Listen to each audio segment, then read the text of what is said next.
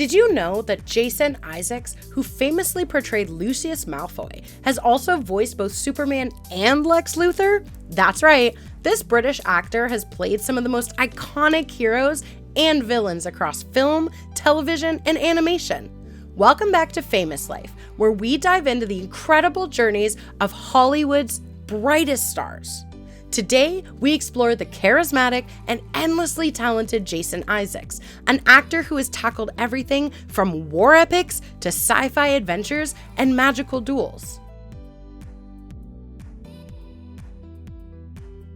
Born on June 6, 1963 in Liverpool, England, Jason Isaacs grew up in a Jewish family with roots in Belarus, Russia, and Poland. His parents had emigrated to England, where they settled in Liverpool, raising their sons Jason and his 3 brothers. Though Isaacs is best known for bringing villains and complex characters to life, his early life was far from a villainous origin story. He was an avid comic book fan and amassed an enormous collection of Marvel and DC titles as a child. Little did he know, he would one day lend his voice to some of his childhood heroes. Initially, acting wasn't part of Isaacs' plan. He pursued law at Bristol University, but soon realized his passion lay elsewhere. While at university, he joined theater productions and eventually enrolled at the Central School of Speech and Drama, where he met his future wife, Emma Hewitt. This decision shaped the course of his career, putting him on the path toward becoming one of Britain's most compelling actors.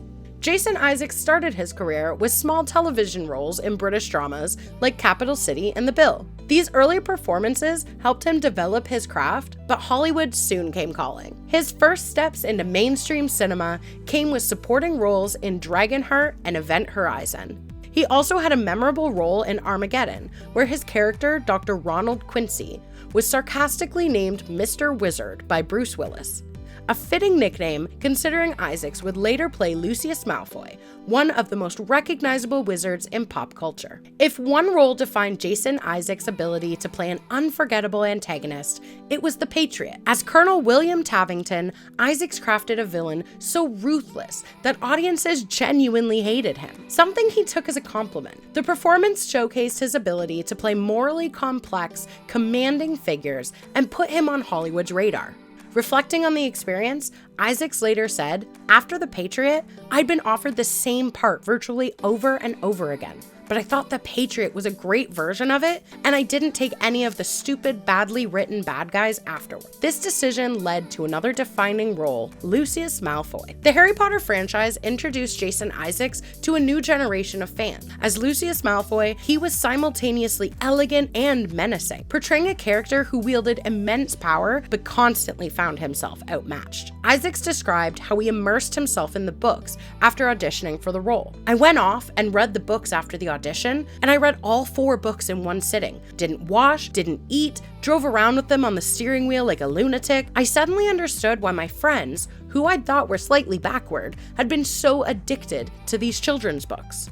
Beyond Harry Potter, Isaacs has delivered exceptional performances in sci-fi, drama, and action film. He played Captain Hook in Peter Pan, a role he described as both terrifying and challenging due to the sword fighting sequences. Interestingly, following a tradition started by J.M. Barrie, Isaacs also played Mr. Darling in the same film. He later starred as Captain Gabriel Lorca in Star Trek Discovery, where his portrayal of a morally gray Starfleet captain received widespread acclaim. He's also worked in war epics like Black Hawk Down and Fury, proving his ability to excel across genres. In The White Lotus Season 3, Isaac stars as Timothy Ratliff, a man caught in the middle of a financial scandal unfolding during a family vacation. His character struggles with legal troubles while trying to manage his eccentric wife, Victoria Ratliff, played by Parker Posey.